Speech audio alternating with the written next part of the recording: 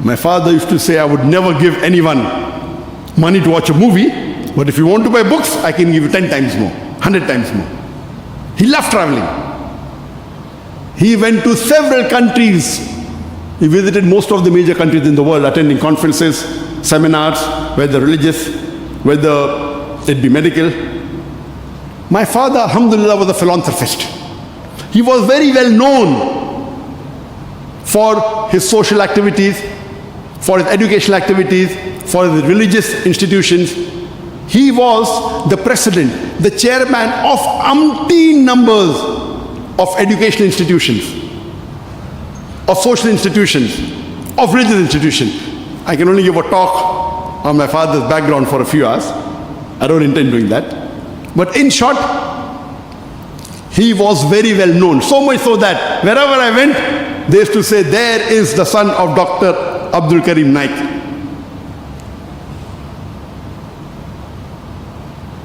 But alhamdulillah, wherever when I started traveling in the world, almost all the countries I traveled, someone or the other knew my father. Either he helped them for the scholarship fees, or gave them hostel facilities, or gave them medical aid, and alhamdulillah, that really pleased us when we traveled throughout the world. This was in brief about my father.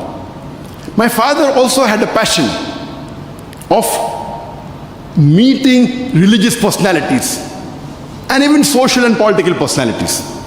He knew most of the religious Islamic figures in India and also some abroad. One of his friends, by the name of Dr. Ali Mate from Cape Town, he used to send him video cassettes of Sheikh Ahmed Deedat.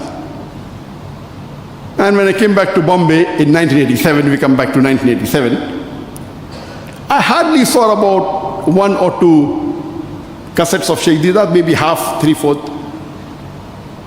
In December 1987, Sheikh Ahmed Deedat happens to come to Bombay. And my father tells me, Sheikh Ahmed Deedat is staying with my friend.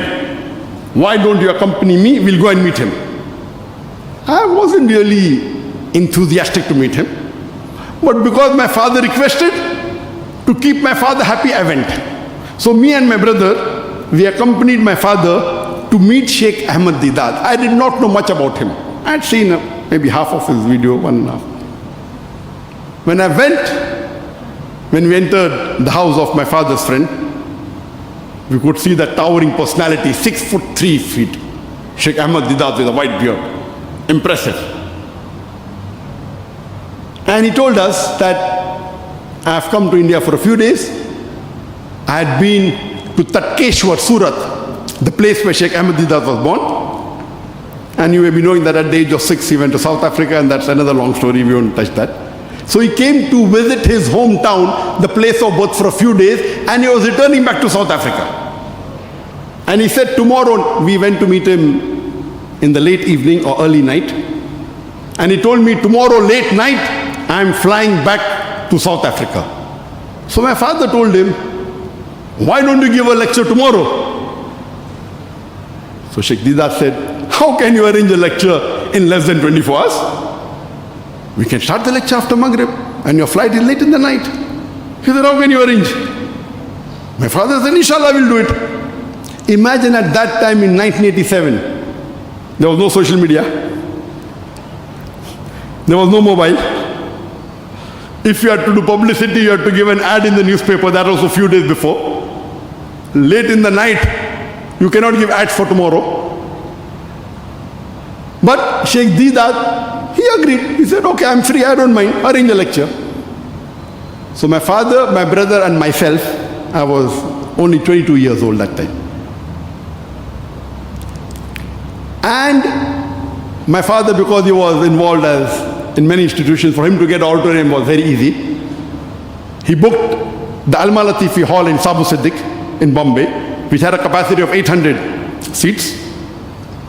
But I was wondering, how could we fill 800 people overnight? And alhamdulillah, next day, there were more than 1,000 people there. Not only more than 1,000 people, the creme de la creme of the Muslim community of Bombay were there. The rich businessmen were there, the philanthropists were there, the educationists were there, the film stars were there, only because of Allah, number one. Number two, the popularity of Deedat, and lastly, because of the contacts of my father. My father did hundreds of phone calls and convinced people to come to Sheikh Deedat's lecture. And in less than 24 hours, without any ad, maximum we could do in the morning, print some single color, and stuck it on the walls of the Muslim area. But the major people that came was the personal contact of my father, phoning each one.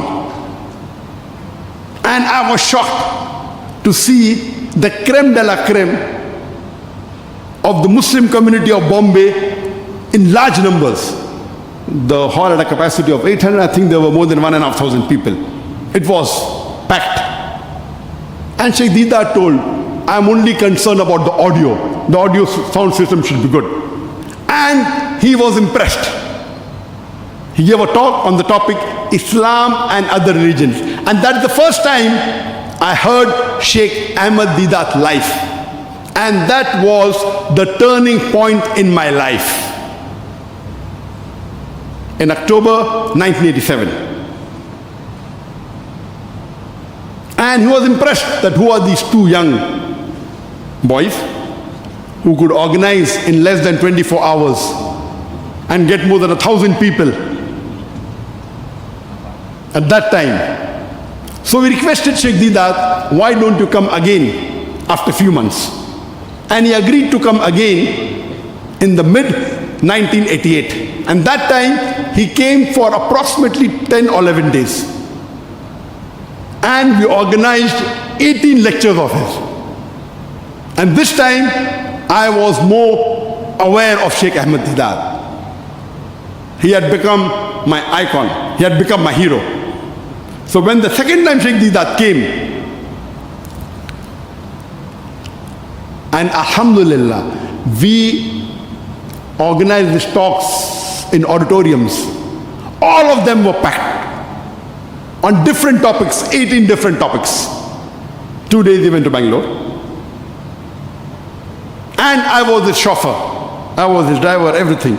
And we could find the humility of Sheikh Ahmed Deedat. He stayed in my house, in our house. He slept on the floor. And I told him, Uncle, why are you so aggressive? He told me, son, I'm not aggressive, I'm militant. He used to say, I'm a Pathan. And there are only two ways you can fight the devil. One is with holy water, and the second is with fire. I chose the fire. He did not rebuke me. He told me, my son, I'm not aggressive, I'm militant. I'm a mujahid. And you can fight the devil with holy water or fire. I chose the fire. If somebody can fight with holy water, he's most welcome. I'm finding success in the fire, so I'm doing it. And that was the turning point in my life. Only on Sheikh Ahmed Deedat I can speak for maybe 5 to 10 hours. Time will not permit us. Then when he went back, he invited me. I went to South Africa. I stayed at his home. Then he told me, why don't you attend the International Dawah Training Program to be held in the end of 1988. We have got thousands of applications. I think he had about 40 seats. But I was doing my medical college second year. I could not take a leave of 2 months. So I had to apologize. I came back to Bombay and my life changed. I started doing dawah. I almost memorized all the lectures of Sheikh Deedat, almost all. He had given me a set of more than 50 video cassettes. That time he had 50 sets. And I started my dawah in Bombay.